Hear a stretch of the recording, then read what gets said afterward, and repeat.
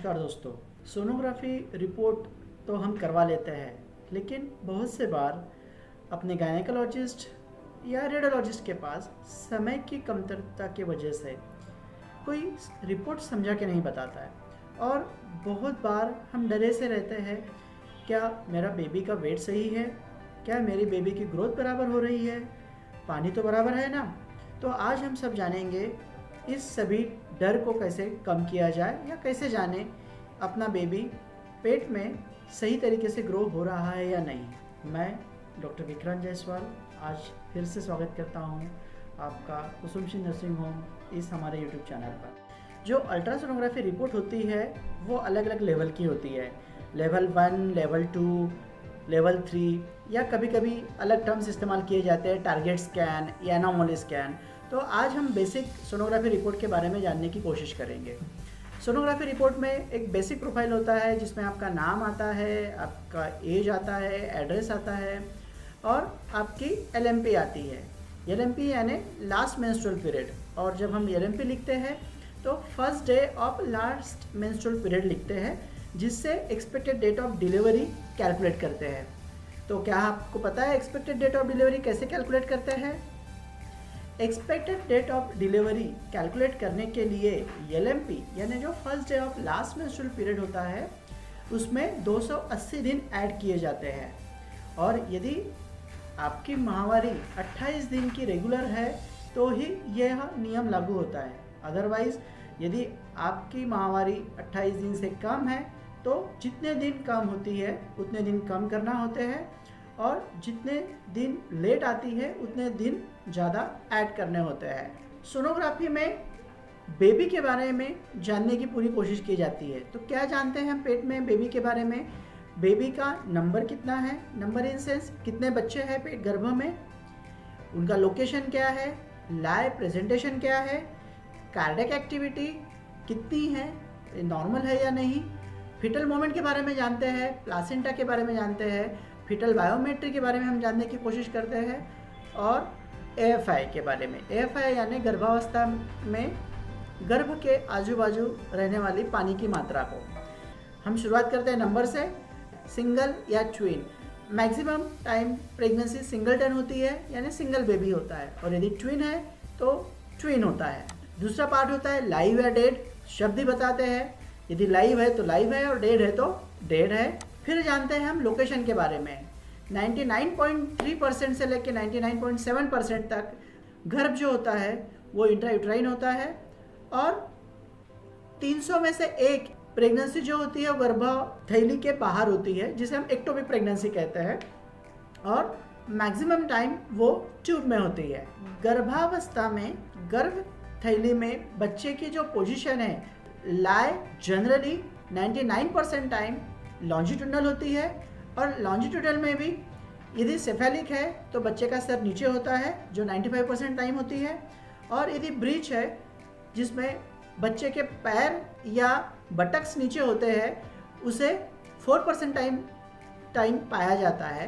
1% cases में oblique या लाई transverse होती है। एक बात आप समझने की कोशिश कीजिए, लाई और प्रेजेंटेशन इसका बहुत महत्व होता है डिलीवरी के दर्द शुरू होने के बाद। यदि चौथे महीने में, 5वें महीने में, 6ठे, 7वें, 8वें महीने में, यहाँ तक कि दर्द शुरू होने के पहले पहले आखिरी दिनों में भी यदि लाई ट्रांसवर्स है, ऑब्लिक है या किसी और तरीके की है तो उसका कोई अपना महत्व नहीं होता है, क्योंकि बेबी कंटिन्यूसली शुरुआत के दिनों में उसके लाई और प्रेजेंटेशन चेंज करते रहता है। कार्डियक एक्टिविटी नॉर्मली 110 से 160 तक की होती है और वह रेगुलर रहती है। कार्डियक एक्टिविटी के बारे में भी इसका ज़्यादा महत्व होता है 8वें 9वें महीने में। उसके पहले मैक्सिमम टाइम यह कार्डियक एक्टिविटी रेगुलर रहती है। फिटल मूवमेंट प्रेजेंट रहती है या एब्सेंट रहती है। अब हम जानेंगे प्लासेंटा के बारे में। फिटस यानी बेबी है, नाल यानी कॉर्ड होता है, प्लासेंटा और यूट्रस यानी गर्भथैली। नॉर्मली प्लासेंटा की जो पोजीशन होती है वो एक तो एंटीरियर होती है, जैसे कि ये स्लाइड में दिखाया जा रहा है। प्लासेंटा यहाँ पर एंटीरियर है और इस स्लाइड में प्लासेंटा पोस्टीरियर दिख रहा है। और एक पोजीशन होती है फंडल। ये तीनों के अलावा इंटरमीडिएट एंटेरो पोस्टीरियर, लैटरल, ये पोजीशंस भी होती है, फंडो एंटेरियर, फंडो पोस्टीरियर, ये सब नॉर्मल पोजीशंस होती है। एबनॉर्मल प्लासेंटल पोजीशन में जो बहुत ज़्यादा सिग्निफिकेंस वाली होती है वो होता है लो लाइंग प्लासेंटा। जो लो लाइंग प्लासेंटा है वो 3 तरीके का हो सकता है, आइदर मार्जिनल, पार्शियल या टोटल। जैसे कि नाम बताते हैं, मार्जिनल यानी ये सिर्फ मार्जिन तक लोअर बॉर्डर रीच कर रही है गर्भथैली के मुंह के बस। पार्शियल, इसका मतलब होता है कि प्लासेंटा पार्शियली आपके गर्भथैली के मुंह को कवर कर रहा है। और टोटल प्लासेंटा प्रीविया, ये जिसमें प्लासेंटा जो होता है वो गर्भथैली के मुख को पूरा कवर करता है। इस प्लासेंटा प्रीविया का या प्लासेंटल पोजीशन का बहुत महत्व होता है डिलीवरी को लेकर। और 9 महीने में बच्चे की ग्रोथ कैसी होगी, कुछ दूसरा रिस्क फैक्टर होगा कि नहीं, तो प्लासेंटल पोजीशन एक बहुत ज़रूरी चीज़ होती है जो हमें सोनोग्राफी रिपोर्ट में देखना होती है।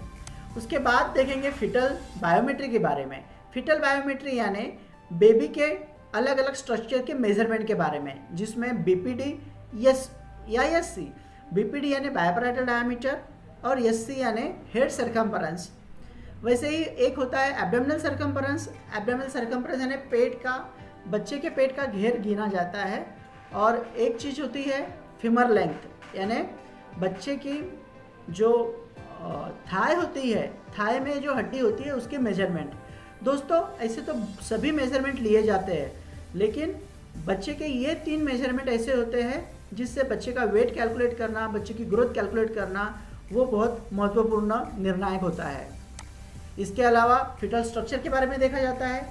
स्ट्रक्चर में फिटल स्पाइन देखा जाता है, क्योंकि बहुत सारी एनामोली जो होती है वो फिटल स्पाइन से रिलेटेड होती है।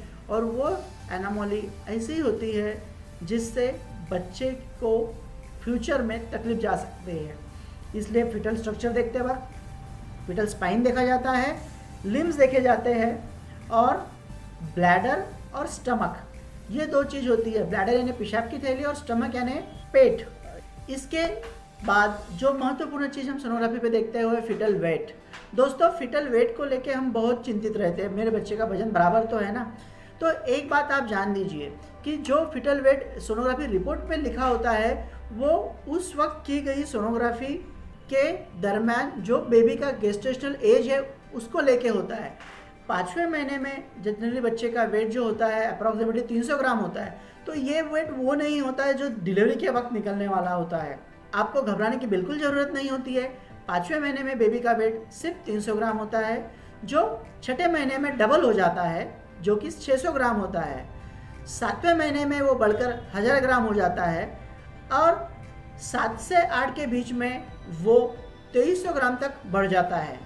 एट 9 मंथ बेबी का वेट लगभग 3 किलो और 3.5 किलो के बीच में होता है। तो आप बेबी वेट सोनोग्राफी रिपोर्ट में देख के बिल्कुल भी घबरा नहीं जाना है। आप इस वीडियो में दिए गए चार्ट के हिसाब से आप जान सकते हैं आपके बेबी का वेट नॉर्मल है या नहीं। इसके अलावा एक चीज़ जो हम देखते हैं वो होती है amniotic fluid index. Amniotic fluid index यानी बच्चे के आजू बाजू में जो पानी होता है वो सही मात्रा में है या नहीं। इसे जो गिना जाता है वो यूनिट होता है AFI। नॉर्मली जो लाइकर होता है वो नॉर्मल 8 से 18 के बीच में होता है। यदि वो 18 से ज़्यादा है तो उसे पॉलीहाइड्रामिया कहते हैं, और 8 से कम है तो उसे ओलिगोहाइड्रामिया कहते हैं। दोस्तों LMP से जैसे हम गेस्टेशनल एज निकालते हैं वैसे ही सोनोग्राफी से भी गेस्टेशनल एज निकलता है। और यदि LMP से निकाला हुआ गेस्टेशनल एज और सोनोग्राफी से निकाला हुआ गेस्टेशनल एज यदि सेम है या उनमें का डिफरेंस 3 हफ्ता या उससे कम है तो आपकी बेबी की ग्रोथ बराबर है। घबराने की कोई भी चिंता का कारण नहीं है। लेकिन LMP से निकाला हुआ गेस्टेशनल एज और सोनोग्राफी से निकाला हुआ गेस्टेशनल एज, इसमें 3 हफ्ते से ज़्यादा का यदि डिफरेंस है तो उसका मतलब होता है कि आपके बच्चे की ग्रोथ थोड़ी कम हो रही है, या उसे हम IUGR कहते हैं।